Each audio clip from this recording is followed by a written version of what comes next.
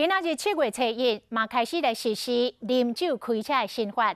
台中的警方除了有地面的部队，佮甲民间的业者来合作，嘛是来出动这个空拍机。若拄到违规的车辆想要来闪临检，就会当清楚来掌握到行踪，及时呼叫到线顶的警网来拿查。安尼双方面来合作，一暝就处理8件的啉酒开车，甲100多件各种交通的违规。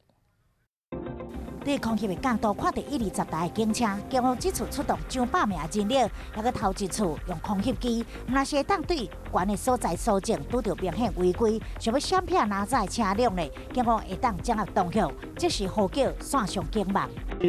如果有发现这个前方有违规的民众比如说有蛇行的甚至有酒驾的其实我们在我们路检点的前方几个路口我们其实都有布置反拦截点的一个勤务如果民众有这种情形我们可能会被我们警方更难到。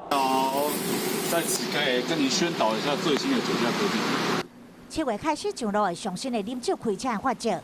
机车酒测对原本的9万调悬到18万，第二次搁再机测的就是36万，累计次数向上加发。另外，若是这驾驶啉酒开车，满18岁公车的乘客，嘛开罚600到3000。